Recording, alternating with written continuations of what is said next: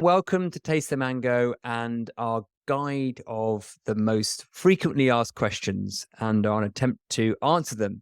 So, on this video, Catherine, we're going to answer the question about what are the common obstacles and pitfalls that people come across when they're doing inquiry, whether at the beginning or even halfway through.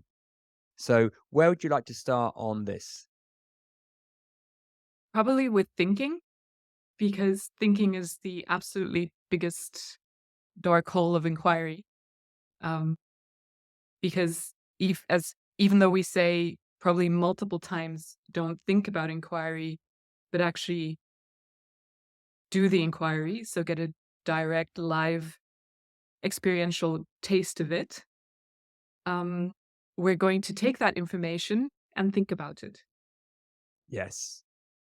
And it's so normal and natural to think about something, especially when we're trying to do something. So maybe we can answer this question to start with. What do we mean when we say thinking, and what's the alternative? So, because people might be thinking, well, if I don't think about it, what actually is there? Yeah, and maybe to start off, there's nothing wrong with thinking. So even if you do end up thinking about the inquiry, that's not a problem to solve. That's just the way it is. You can't turn off the mind. The question is, are you also doing something else?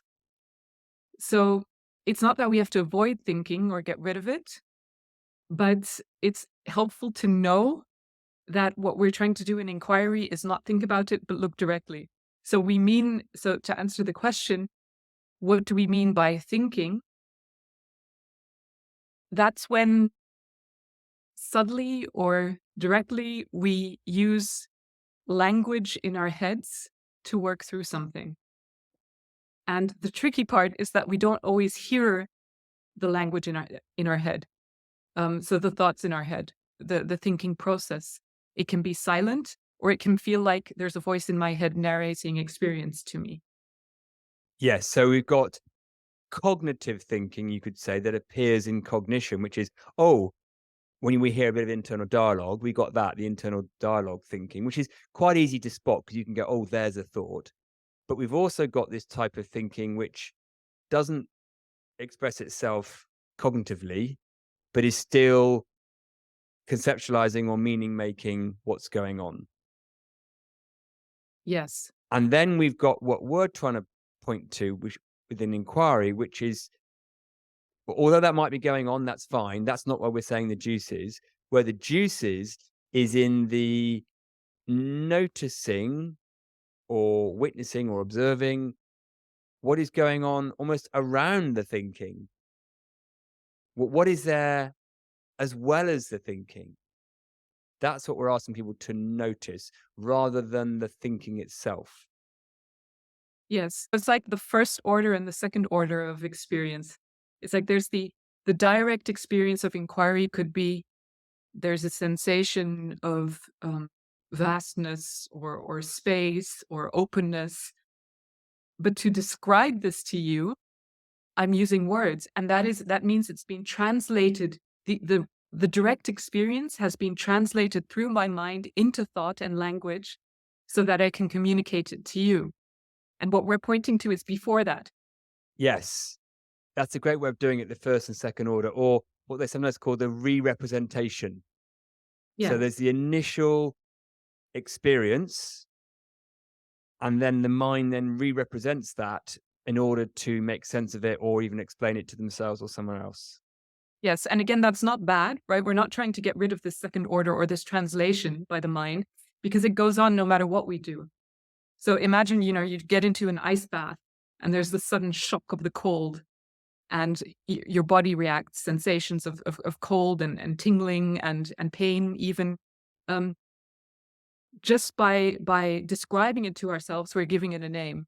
Um, we're giving it thought and language, and boom, we're in thinking. At the same time as that is going on, we can still notice the direct experience, the sensations directly. Yes. So let's take that example. So in that example, if you're in the shower and suddenly the water goes cold, the mind would experience a shift in sensation, a shift in what appears in the space of the mind. And we would quite quickly call that cold, unwanted, stop that, or lovely, I love that, or whatever it is. And that's what we're calling the second order thinking, the description of it. Oh, that's cold, that's good, that's bad. Don't do that. I can't handle this. And my heart's going. All those things are the second order. We're saying in inquiry, whereas that might happen, that's not where the juice is. Yes. The juice, as we mean by juice, we mean the value, is in just the very primary noticing of what's going on within the experience directly. So inquiry is taste the mango. It's not describe the tasting of the mango to yourself or someone else. Taste, not the description. Yes, yes. Although the description appears automatically. And this is the difference with, for example, mindfulness meditation or some forms of meditation where they're actively trying to stop the description. Or you're trying to manage the description by just giving specific things names, right? Or a second order of naming. Thought, feeling. In inquiry, we're doing none of that. So there's no attempt to manipulate what the mind does with this.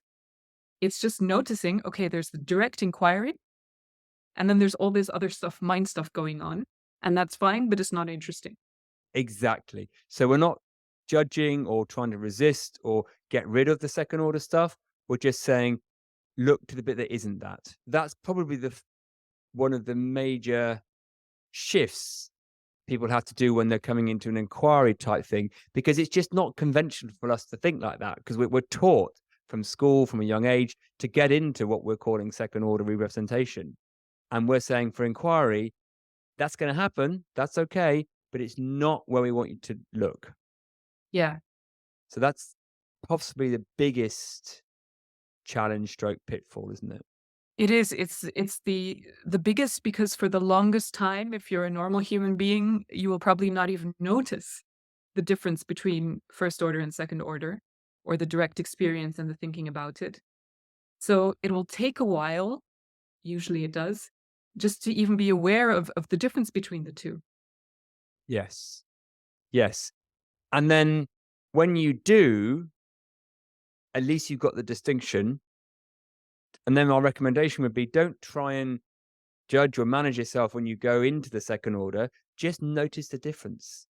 Yeah. That in itself is hugely valuable, just noticing the difference, because that's starting the magic of the process of inquiry, really. Yes.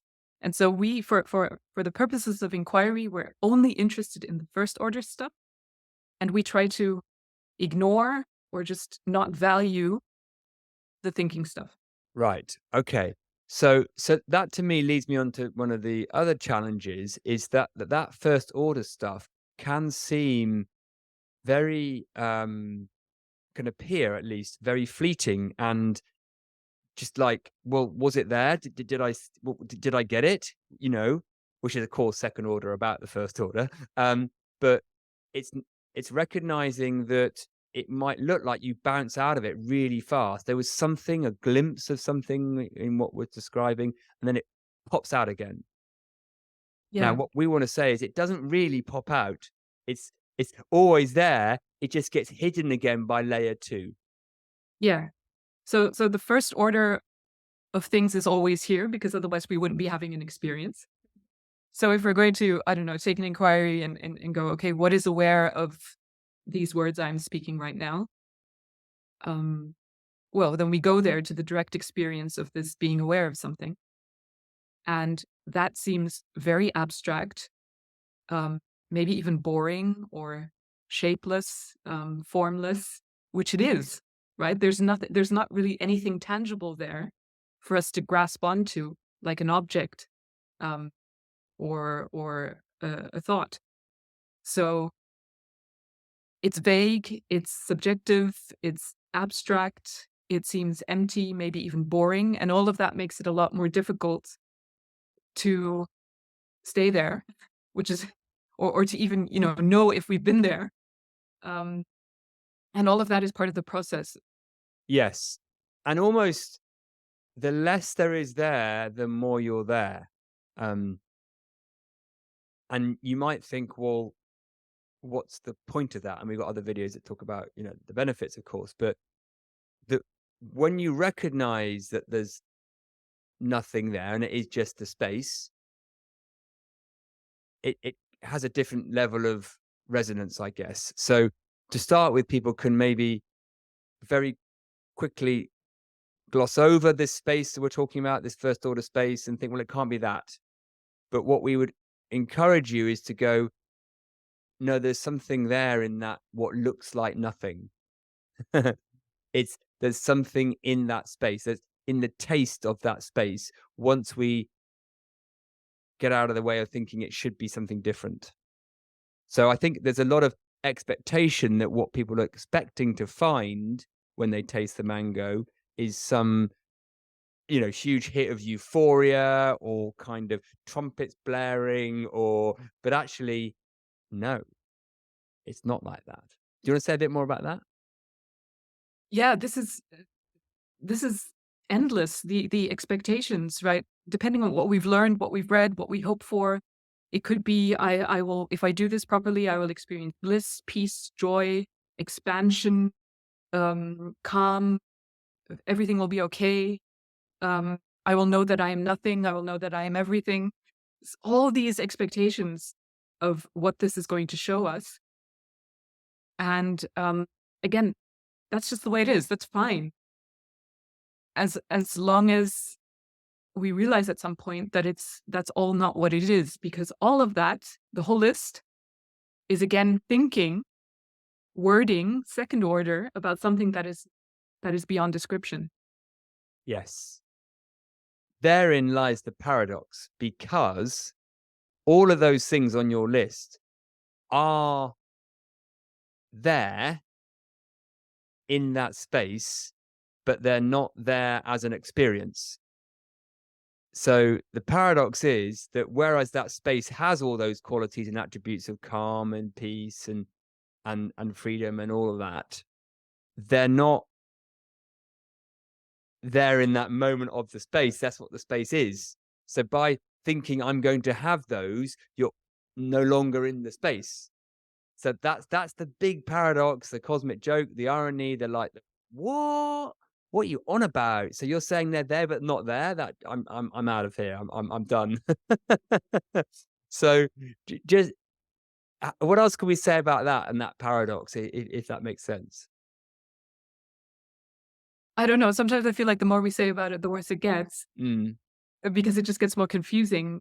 But I think the key thing to know is that it is going to be very frustrating for a while, and that this yes. is part of the process, and to maybe, I don't know, enjoy the process of being frustrated. That would be like my advice around it. If I could talk to myself 7 years ago, so annoyed because I was expecting something and I had a concept of what inquiry was, and it just wasn't happening, and I was so confused. And so I think the only thing that is really helpful to say about it is that all of that is part of discovering what inquiry is. Yes. Yes. And then what seems to happen is you get what reveals itself is a deeper knowing of those things existing without an experience of them. So, and again, I know I put words like knowing and experience in there, but you kind of just know that freedom, that joy, that peace, expansiveness is there, but you're not experiencing them in the way that you would in second order. Now, some people might relate to what I've just said. Some people might go, "What is that?" But I think we're saying is carry on enjoying getting confused and frustrated by that, and then that might make more sense. Yes. Yes. And maybe just one point to the experience knowing thing, that maybe it is a helpful metaphor, that it's like knowing that the sun is shining even when it's raining. Right. Yes. So you don't need to see the sun to know that it's there.